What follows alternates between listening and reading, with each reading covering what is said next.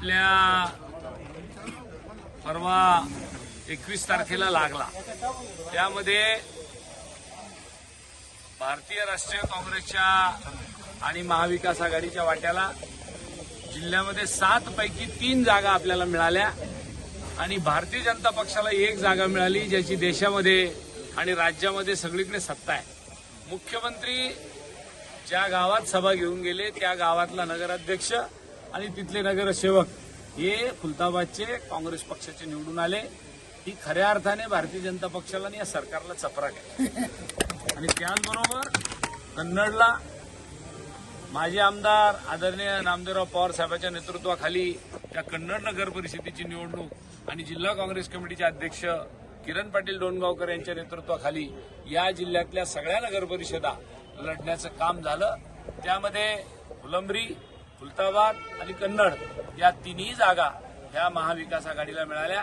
खऱ्या अर्थाने आज त्यांचे आमदार या जिल्ह्यामध्ये किती आहे, मंत्री या जिल्ह्यामध्ये किती आहे, याचा सगळ्याचा मोजमाप काढला तर 1 नंबरला मात्र काँग्रेस पक्ष राहिला, महाविकास आघाडी राहिली. याचा मला सांगायला खऱ्या अर्थाने आनंद आहे. आणि आता ही सुरुवात आहे. तुमच्या माहितीकरता सांगतो, येणाऱ्या महानगरपालिकेत आणि जिल्हा परिषदेमध्ये सुद्धा जनता जनार्दनाने ठरवलंय या सत्ताधाऱ्यांचा कारभार आम्हाला पसंत नाही, आम्ही काँग्रेसच्या बाजूने इथून पुढच्या काळात मतदान करणार आहे. याचे निकाल आपल्याला महापालिका आणि जिल्हा परिषदमध्ये दिसतील. धन्यवाद. दोन्ही जिल्ह्याचं लक्ष असलेला फुलंब्री तुम्ही नगर परिषद ओढून आणली भाजपच्या याच्यात. तिथले आमदार भारतीय जनता पक्षाचे आणि त्यांनी असं प्रतिष्ठापणाला लावली होती की ती 100% जागा आम्ही काढू. आमच्या महाविकास आघाडीमध्ये नगराध्यक्षपद आम्ही शिवसेनेच्या वाट्याला जरी दिलं तरी आज सगळ्यात जास्त नगरसेवक हे आपल्या पक्षाच्या विचाराचे निवडून आले आणि 12 नगरसेवक आपले त्या ठिकाणी आले. नगराध्यक्षही आला. जरी शिवसेनेचा असला तरी त्याच्यामध्ये सिंहाचा वाटा हा काँग्रेसचा आहे. आणि शिवसेना आणि काँग्रेस आपण सगळ्या ठिकाणी एकत्र करण्याचा प्रयत्न केला.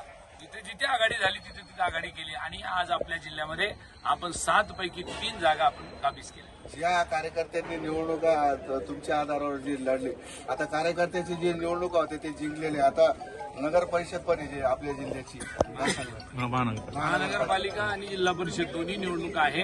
कार्यकर्त्याच्या बळावर मी आपल्याला एक गोष्ट सांगू इच्छितो, तिथे महाविकास आघाडीचा झेंडा महापालिकेमध्ये फडकल्याशिवाय राहणार. ठीक आहे.